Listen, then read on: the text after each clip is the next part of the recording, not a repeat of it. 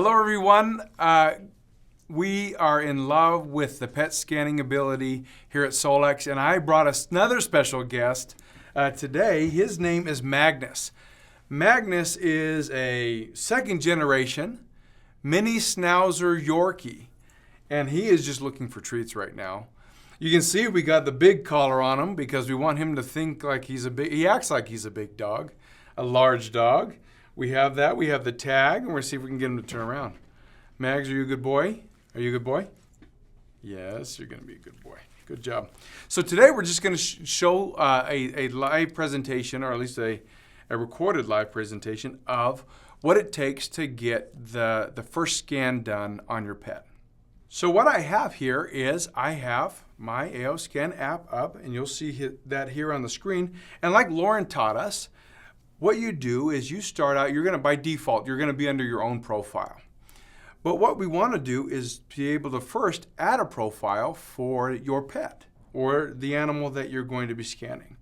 And so in this case, this boy's name is Magnus, like I said, and so I'm going to put in the information. I first have to click on Pets and Animals, and I'm going to add a profile here. Okay, let's put in Magnus as his name. And he's a dog. And you'll see that as soon as I click on dog, it brings out a list of the dog's breeds. And like I said, Magnus is a mixed breed. And so I'm going to click on the top one, mixed breed. And then in that, I can choose up to 5 mixes. Well, I know the 2 main mixes that Magnus is. And so I'm going to scroll down here, way down to the bottom. And we're going to look at standard Schnauzer and the other one is a Yorkie. Those are the 2 closest that I have for Magnus, and so as a mini Schnauzer Yorkie, that's what I'm going to go with. As we get more breeds loaded in and mapped properly, we'll obviously add those to the profiles that you can set up. But for Magnus, that should be enough for him. Now Magnus, believe it or not, was born on, April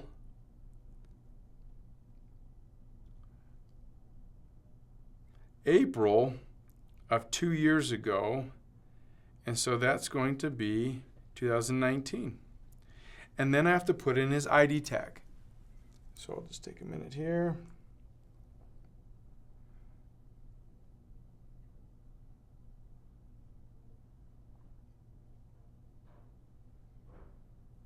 Okay, it looks like we did that right. And then I'm going to take a picture of Magnus. Hey, Magnus, here. Let's get your picture, bud. And then I'm going to, there you are, ready? Perfect. We'll use that photo. There's Magnus in our screen. I'm going to save his profile. Now that I have Magnus's profile all taken care of, I can then go in and use him under the vitals. I click on vitals. You can see, like Lauren said, it first targets me, and then I select Magnus's profile. And you'll see the vitals scan list, how that is altered based on the pets. At this point, then I'm going to click on scan for Magnus, and that scan takes place. And we just go through just like Lauren did the other day. We're doing the scan, and you'll see the dog profile as we go through the different areas, the frequency areas of the body. How's that? Is that pretty intrusive, Max?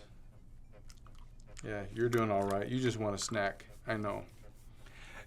Obviously, we want to not just go through the scan itself, but even with your pets, like the mantra is for everybody who does a scan, you always optimize after doing the initial scan, and then you can jump into the reports. And so as soon as this scan, we'll speed things up and we'll go through this scan and then catch up to see what the report looks like for Magnus. Okay, so now with the optimizing frequency done, we can now look at Magnus's report and scroll through, and you can see, although you see my name on the very top, the vitals report, the name is for Magnus.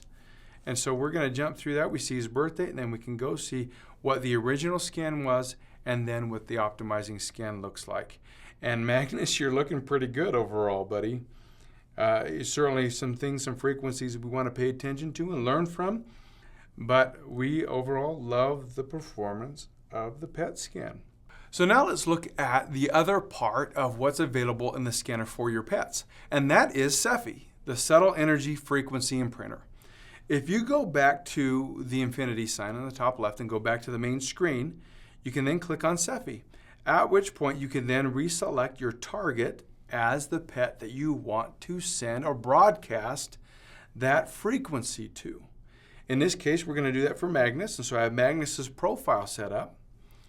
Maybe I want to erase things for Magnus, and I can certainly go through that process and that function for him if there's any frequencies or maybe mistreatment or something like that that Magnus has experienced, and to help him in that process. But then I want to send out, and I don't know, Magnus might be just acting a little bit different than usual, and I don't know exactly what to do for him.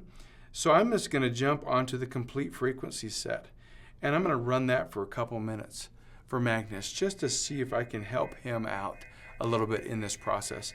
And that's where I would start. Now, obviously, if I knew specifically what I wanted to send a frequency or broadcast, what frequency I wanted to broadcast for Magnus, then I would just do that. But in this case, where I don't know exactly what's causing him to be a little bit off, a little bit different, I'm going to jump into the complete frequency set and use that as my base platform for moving forward. That gives you an idea of the power of the CEPHE broadcast to your pets, your dogs, your cats, your horses. Those are the profiles we have so far. And as we add more, you'll be able to do it with more animals as well. But right now, we get the benefit of being able to do even the CEPHE function and to love your pets that much more in what they're experiencing. So get out there, start scanning your pets, start scanning your friends' pets, making sure that they have all of the frequency benefits that they can receive because you have it right here in the palm of your hand. So I hope you enjoyed that. I hope that was helpful. Thanks.